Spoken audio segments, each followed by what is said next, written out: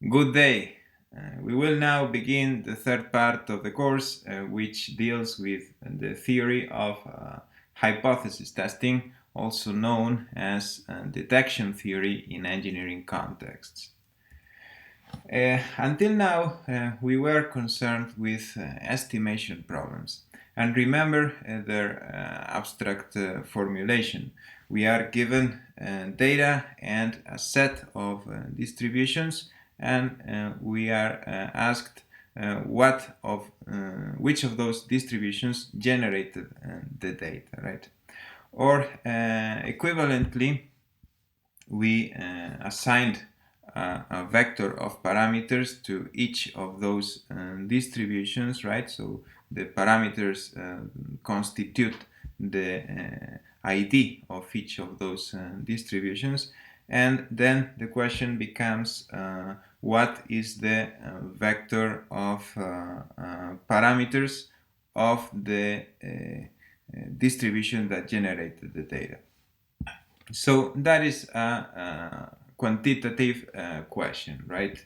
And I mean, practical examples could be, for instance, what is my current velocity, or what is my current position relative to a certain frame of reference, right? This is, for instance, the question that a GPS sensor is trying to answer all the time, but also how much will it rain tomorrow, or what is the gravity in this part of the Earth. I mean, there are many possible questions in I mean, pretty much any area, right?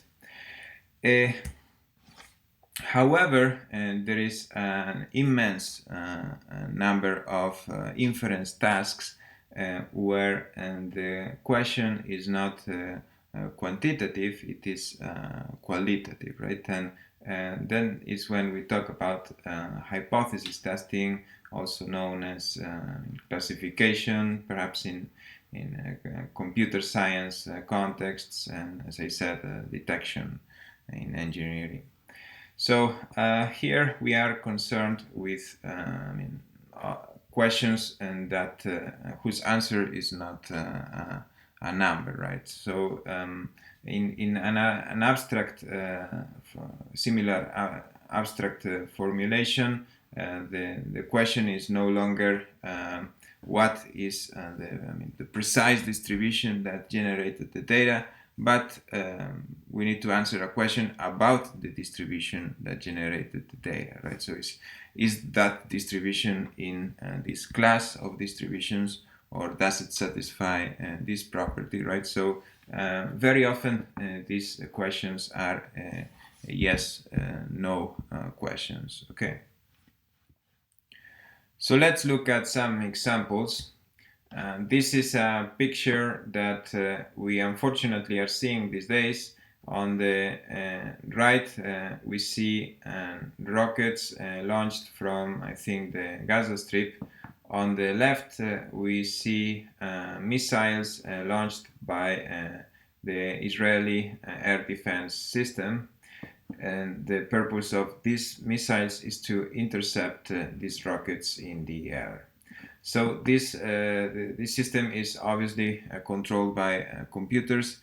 These computers process radar information, and they need to answer the question of whether a rocket has been launched in order to decide whether they launch an interceptor missile or not, right?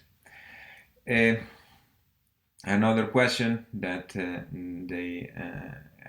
these systems ask themselves is whether a given rocket is going to land on a populated area, because if they are not, then they don't launch an interceptor missile.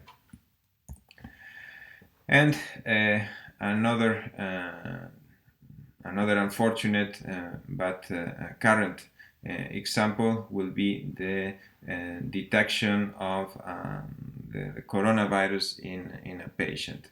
So as we know, the gold standard of tests is the PCR test, or I mean, there's a family of tests called in this way, but the main idea is to take a sample from a patient and then process that sample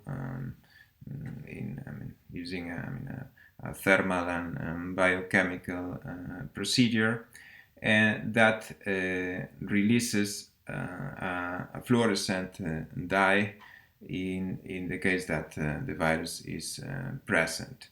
So then there's a machine with a sensor that measures this fluorescence, and based on that it needs to decide whether there is actually a virus in that sample or not, right? Another example will be whether a vaccine is effective. So we can inoculate a vaccine to a set of subjects, and then we collect data about whether they got the disease, and in that case whether they developed serious symptoms and so on. And based on that data we need to decide whether this vaccine is effective, and therefore it can be used with a large population. But hypothesis testing is not only to is not confined to dramatic examples, right? I mean, it is really ubiquitous, right? So, for instance, in wireless communications, the receiver needs to decode what are the bytes, the bits that the transmitter sent, right? So and so this is these are yes/no questions, right? Or I mean, is it a 1 or is it a 0, right? So this is, I mean, perhaps we don't realize, but our phones, for instance, are receiving megabits per second from the base station. So it means that they solve millions of hypothesis tests per second. So I mean, it's really something important, right?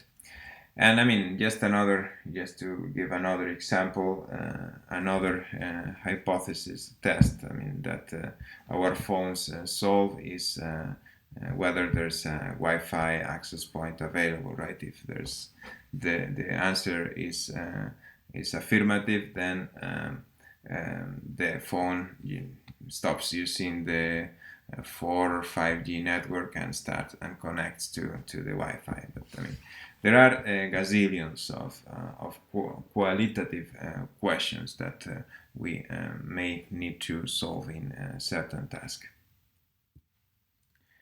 Let us dig a little deeper into a communication example, because it is simple to understand and at the same time allows us to illustrate the core ingredients in hypothesis testing.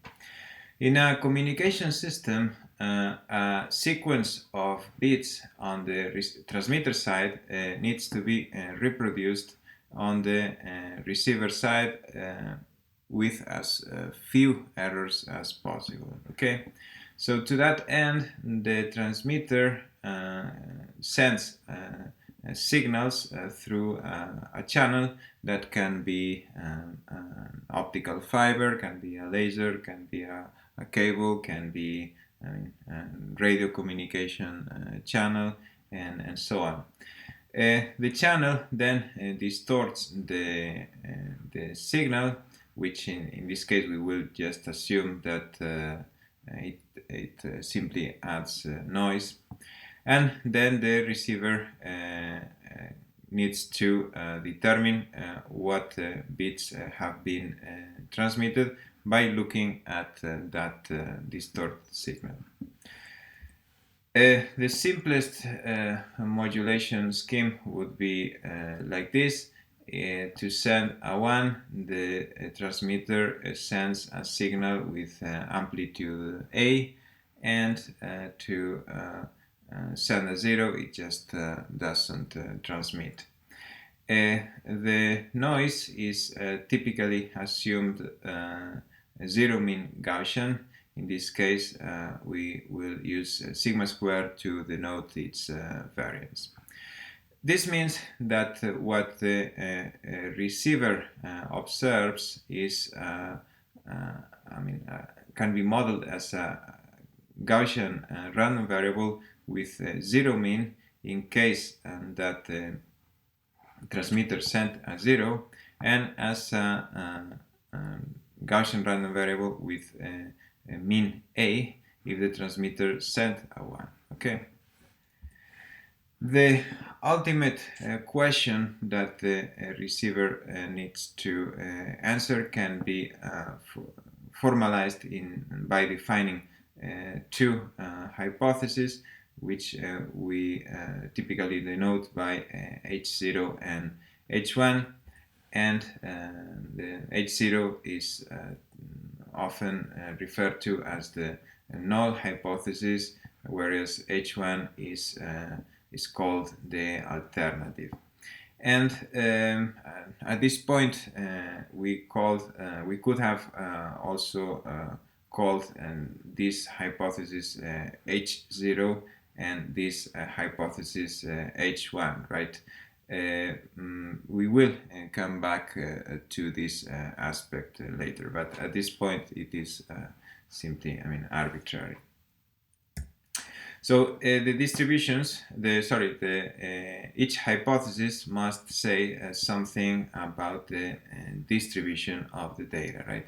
And this is illustrated here for two specific values of these parameters. This would be the PDF of what the receiver observes when the transmitter sent a 0, and this would be the PDF of what the receiver observes in case that the transmitter sent a 1. To help us keep our feet on the ground, let us put some numbers. This table shows values for what the receiver observes, obtained with my MATLAB. I simply generated a sequence of bits and then multiplied by A and added some noise. So you have the code for these experiments in the same folder as the slides. And now let us get in the shoes of the receiver and try to determine what bit has been transmitted in each case. So I suggest that you briefly stop the video and think how to perform that decision, and what is your best guess for each case. Okay, so at this point we don't have any systematic approach to deal with this kind of questions. We need to rely on intuition. But as we saw in multiple occasions, it is very instructive to first see how far we can get just using it. So in this case, we need to decide how we are going to make the decision, right? So to that end, we can look at the figure from the previous slide. By looking at these PDFs, we see that the observations will be concentrated in this area when the bit transmitted is 0, and they will be mostly concentrated in this area when the bit transmitted is 1, right? Therefore, it makes sense in principle to decode 0 when the observation is closer to 0 than to 10, and decode a 1 in the opposite case. If we do that, this is what we obtain. Okay, so this is closer to 0, therefore we decide H0. This is closer to 10, therefore we decide H1, and so on. That rule that we have just used can be formally expressed in this way. Here D is a function that takes the data and returns one hypothesis, right? So it takes two possible values, and it decides, checking whether the number is closer to 0 or closer to 10 is the same as checking whether it is less than or equal to 5 or greater than 5, right? And this will be written in this way for short, okay? So we compare x0 with a threshold. In this case it is 5, and it is above the threshold we decide h1, otherwise h0. We will see that many of the decision rules that we use in hypothesis testing can be written in this way. So now let us compare our decision with what the true hypothesis actually was. What was the bit that was actually transmitted. So we see that in most cases we got it right. Only in these last two cases there are errors, right? So observe that the fact that we receive a 6 doesn't mean that this comes from H1, because there is also, it's also likely to come from H0, right? This PDF is not 0 in this region. And similarly, the same happens for here. So we actually see that it is more likely to make a mistake when the observations are close to the decision boundary, which is, in this case, it is 5. Now let us increase the standard deviation of the noise to see what happens. Note that the PDFs in this case will look similar to those in the previous slide, but the difference is that now the overlap between them is greater, right? So here we again have values generated with MATLAB. I again recommend that if you want, try to make the decision on your own first. Okay, so most likely you have used the same rule from the previous slide, and that really makes sense, right? Because again, the samples when 1 is transmitted will be concentrated around 10 and around 0 in case that 0 is transmitted, right? The difference is that now they will be more spread, right? But if we now compare with the true hypothesis, right, the true bits that were sent, we will see that we made more mistakes than before. By combining what we saw in these two examples, a higher noise power yields a greater overlap between the PDFs, and that yields more errors, right? And this is something that holds in general. The problem becomes more difficult as the overlap between the PDFs increases, right? And to illustrate this further, note that these two examples are special cases of this hypothesis test, right? So in both examples, mu0 is 0 and mu1 it was a, so 10. And whereas in example 1, both sigma 0 and sigma 1 were 3, and in example 2, sigma 0 and sigma 1 were 7. So here we see that, with plotting these two PDFs in our heads, we see that the overlap will increase if these means get closer to each other, and also if these variances are increased, right? So that is what makes the problem difficult, and there are even some authors that use the so-called deflection coefficient to quantify the overlap between these PDFs in terms of these parameters, but we will not be discussing it in this course. Another instance of the family of hypothesis tests described in the previous slide is this one, where now the means are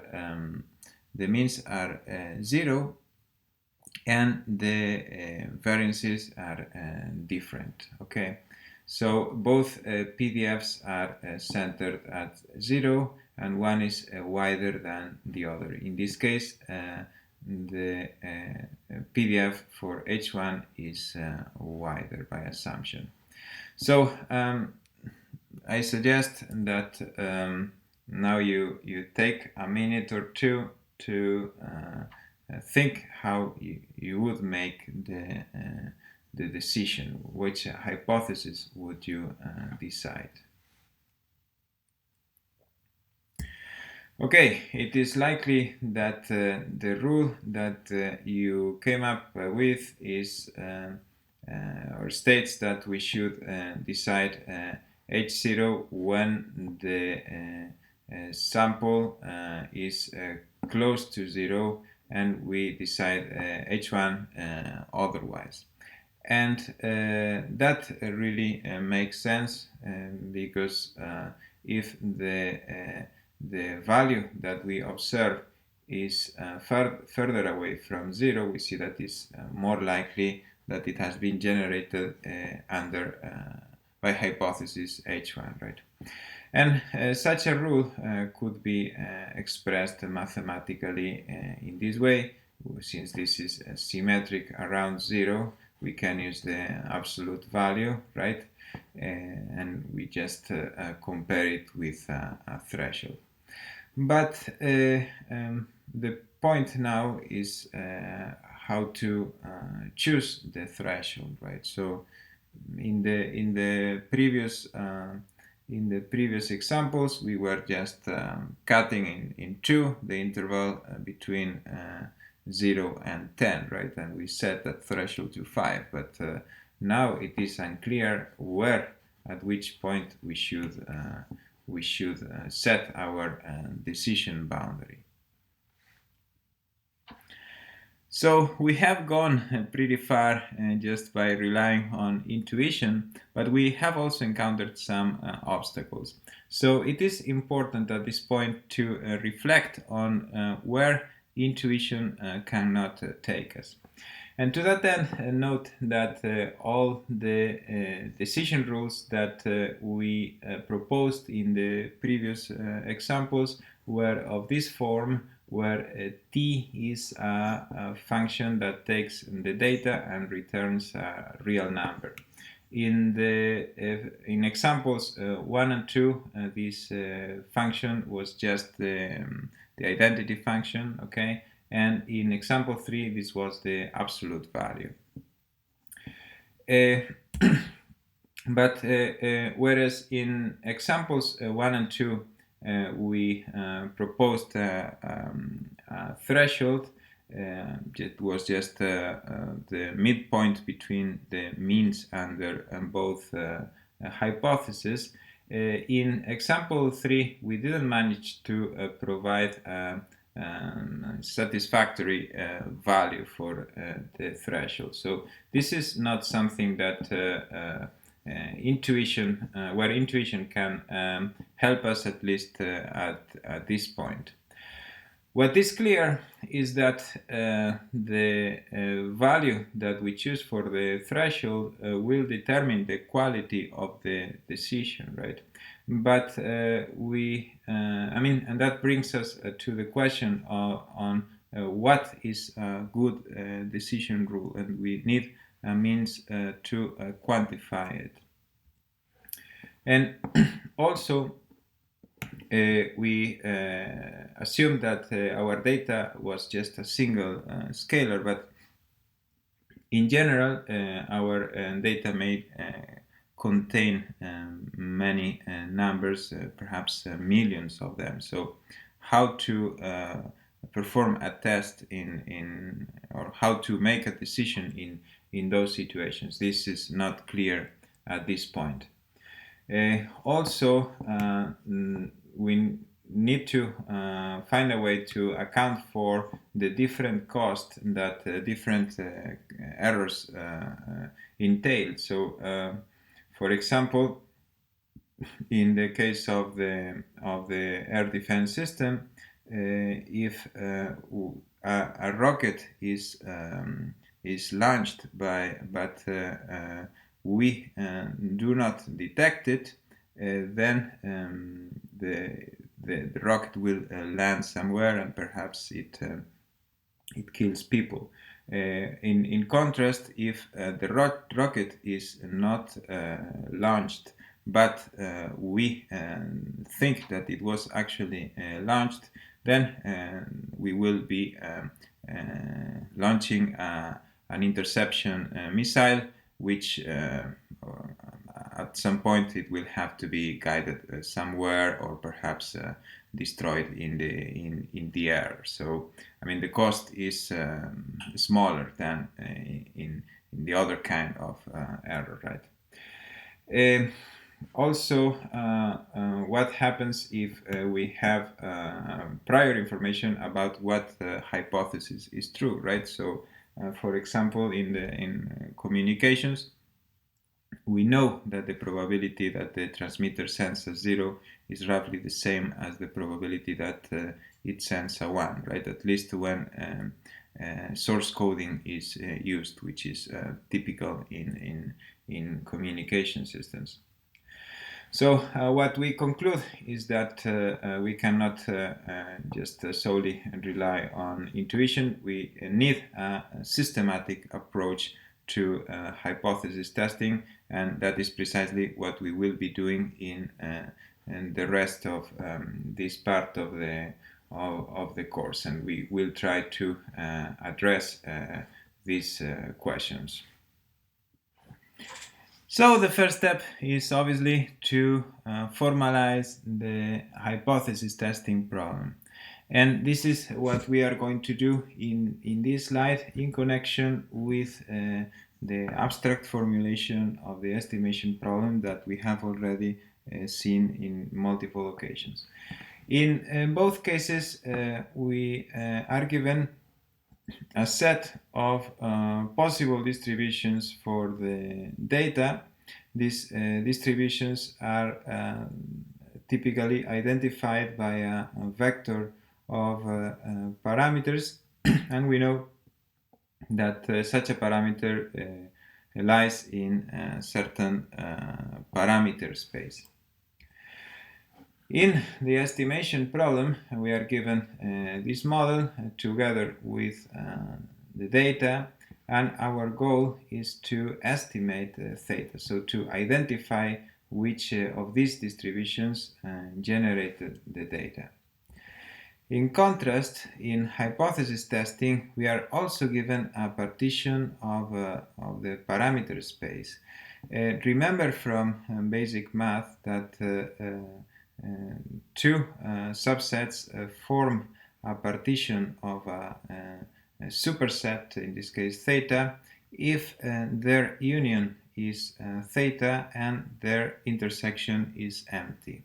So this essentially means that every element of theta is in one and only one of these two sets. So the problem becomes that of determining whether theta, the vector of parameters corresponding to the distribution that generated the data, is in theta 0 or it is in theta 1. Okay, so the information that we are requested here is less detailed here than here, right? So here we must be very precise, but here there's much more ambiguity in our answer, let's say, right? We don't really need to know what is the precise distribution that generated the data. But that doesn't mean that this problem is easier than this one, right? I mean, these are not actually, they are not, there's no way to compare the difficulty of these two problems in my opinion. As a toy example of an estimation problem, we extensively used the estimation of DC level in white Gaussian noise, right? So here the family of possible distributions are the Gaussian distributions of this form where theta is a real number. For hypothesis testing, we can provide examples 1 and 2 earlier in this lecture. Remember that in both cases the data was Gaussian, but this mean was only allowed to be 0 or 10.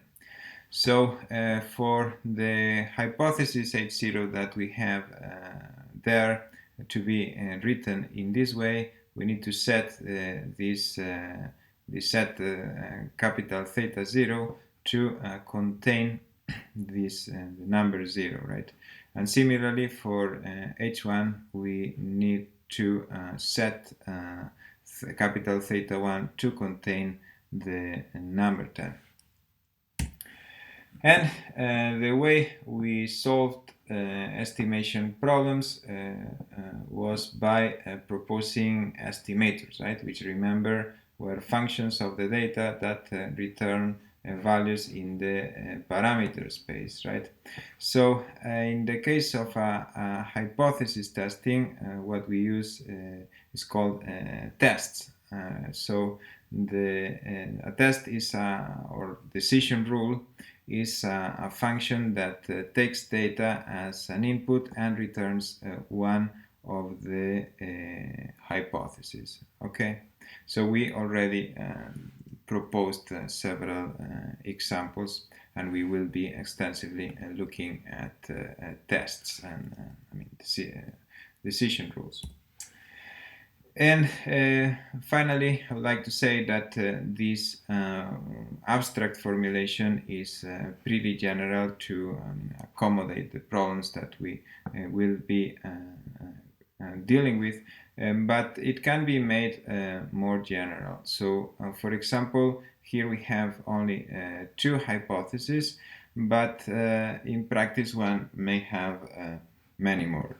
So, for example, those of you working on deep learning know that the ImageNet visual recognition challenge involves classifying images into 1,000 categories, right? So in that case, we would have 1,000 hypotheses. But of course, the number can be any.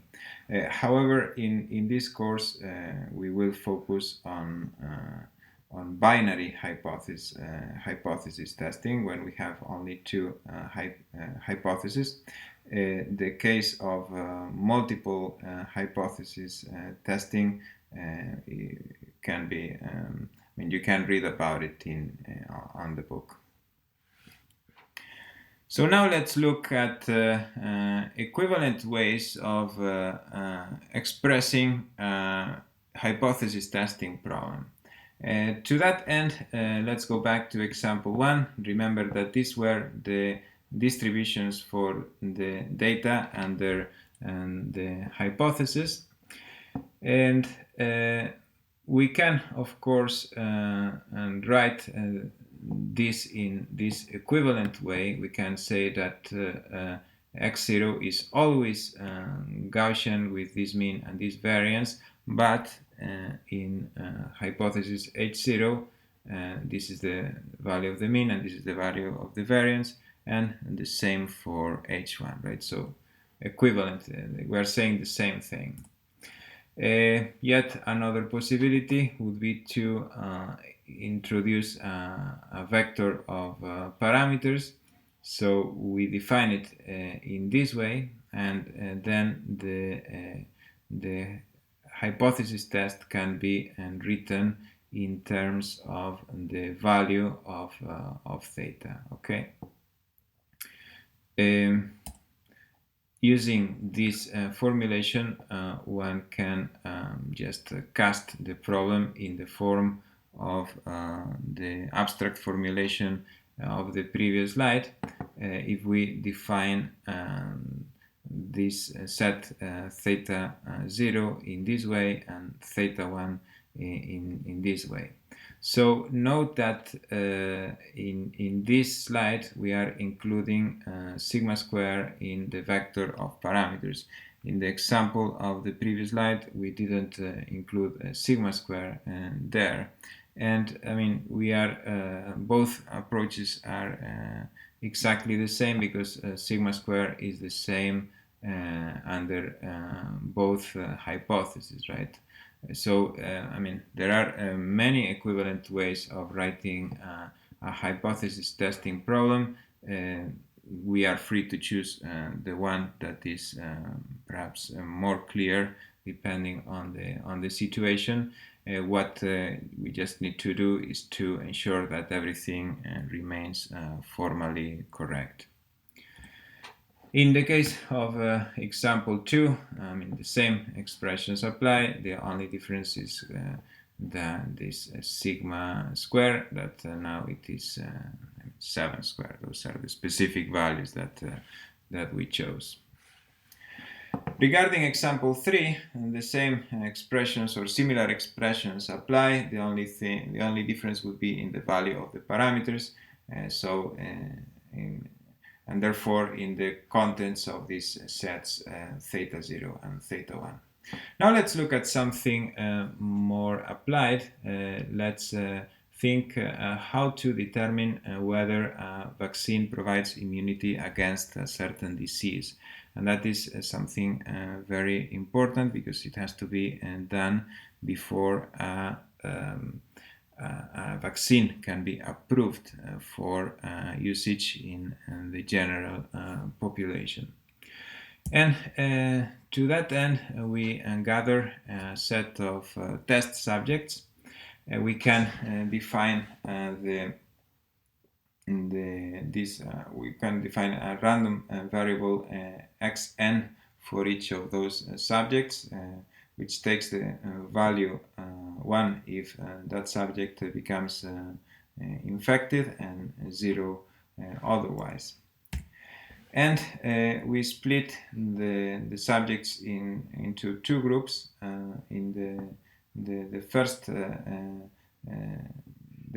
group will contain NXP subjects, and they will receive the vaccine. Okay, So we can group their we can group their corresponding variables in this vector x exp. The rest of subjects will not receive the vaccine, they receive a placebo. So obviously they don't know that they don't know whether they receive the placebo or the vaccine, right? So in neither of these groups. So not even does the nurse that inoculates that vaccine know whether it is a placebo or a vaccine, right? So this is to minimize the impact of the psychological factor on the data, right? And it is also interesting to know that the placebo is not necessarily water, right? So ideally it should be something that resembles as much as possible the vaccine. So something, if possible, it should have the same side effects as well. It can be, for instance, a vaccine to another disease.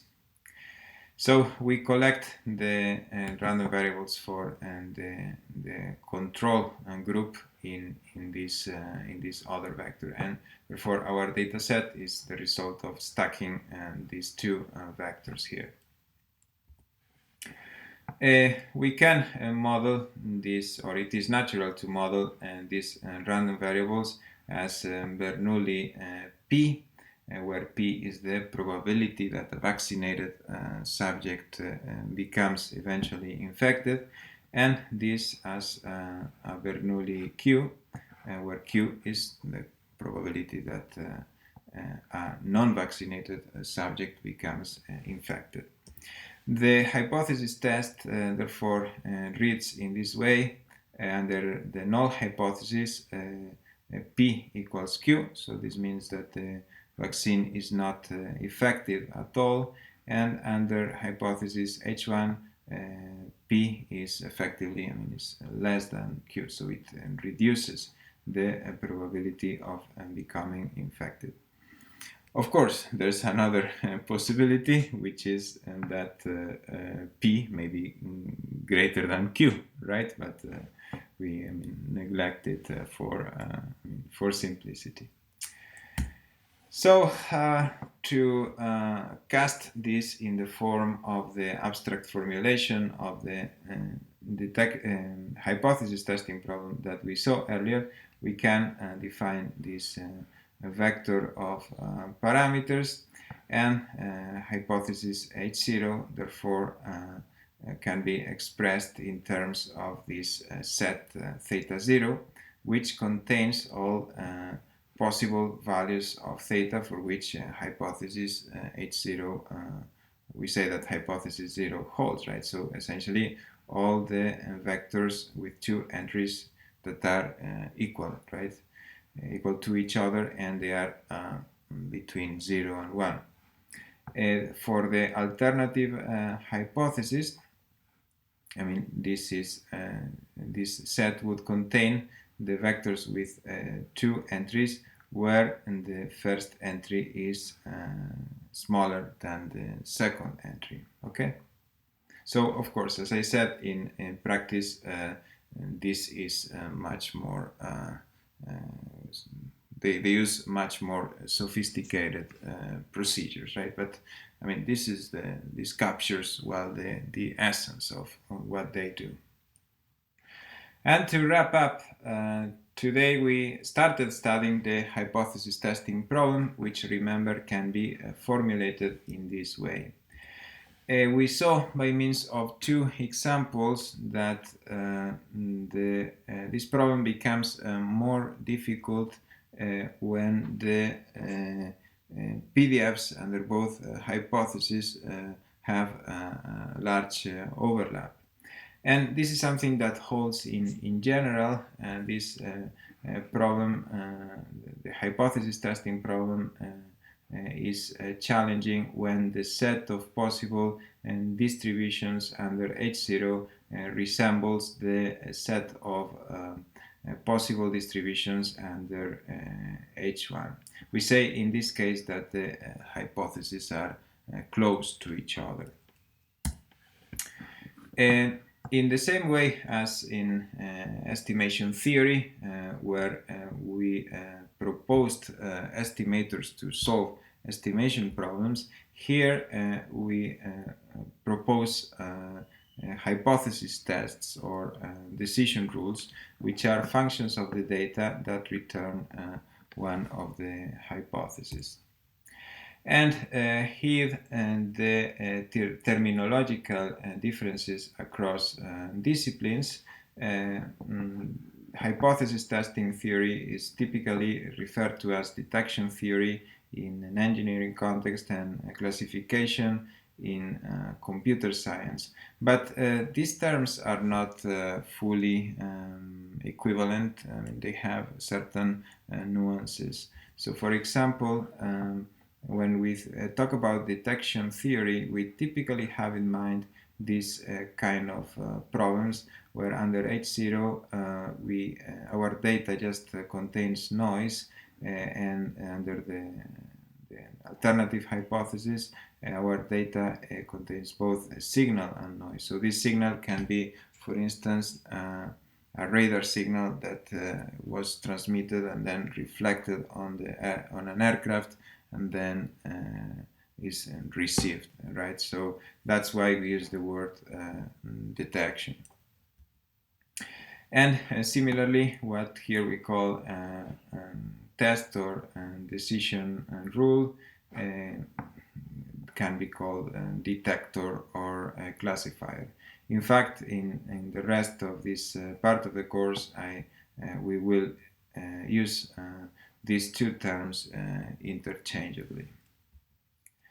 So in the same, or like estimation theory, where we have both a classical and a Bayesian part, here we also have classical and detection theory and Bayesian detection theory. So remember that in classical estimation theory, our parameters were deterministic creatures, and therefore we didn't have any prior